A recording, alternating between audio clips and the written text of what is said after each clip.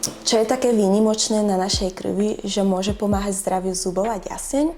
Dnes si povieme o plazmaterapii v stomatológii, modernej metóde, ktorá podporuje rýchlejšie hojenie tkaní a prirodzené regeneračné procesy organizmu.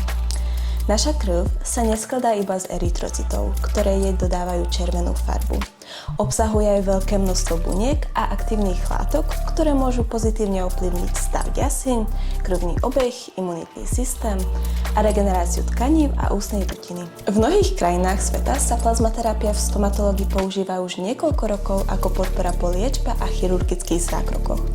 V Českej republike zatiaľ nie je táto metóda taká rozšírená, hoci jej hlavným cieľom je pomôcť organizmu regenerovať rýchlejšie a efektívnejšie prirodzenou cestou.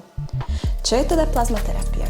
Ide o procedúru, pri ktorej sa využíva vlastná plazma pacienta, obohatená o aktivované trombocity a rastové faktory.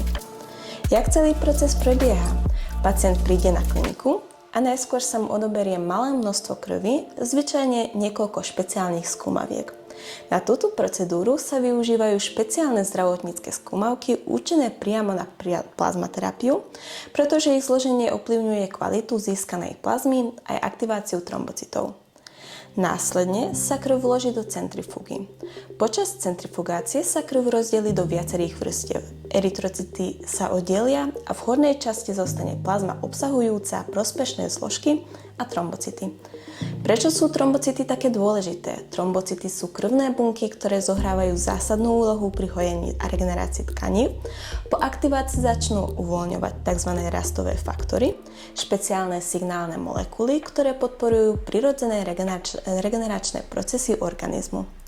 Rastové faktory prispievajú k zlepšeniu krvného obehu, posilňovaniu ciev, aktivácii imunitného systému, tvorbe kolagénu a rýchlejšej regenerácii tkanív. Po príprave sa plazma aplikuje priamo do tkaní ďasieň, tým vzniká lokálna podpora regenerácie presne v oblasti, kde je potrebná. Kedy sa plazmaterapia v stomatológii používa? Procedúra môže byť vhodná pri zápaloch ďasieň, zvýšenej citlivosti zubov po endodontickom ošetrení, po chirurgických zákrokoch, implantácii, plastike ďasieň, kostnej augmentácii, ale aj pri ochoreniach parodontu alebo recesii ďasieň. Hlavným cieľom tejto procedúry je podporiť prirodzené regeneračné procesy organizmu a urýchliť hojenie tkanív. Je dôležité zdôrazniť, že plazmaterapia využíva vlastné krvné zložky pacienta a preto je pre organizmus maximálne prirodzená. Samozrejme, plazmaterapia nenahradza základné stomatologické ošetrenie, ale môže byť veľmi efektívnou súčasťou komplexnej liečby a pomôcť tkanivám regenerovať rýchlejšie a komfortnejšie.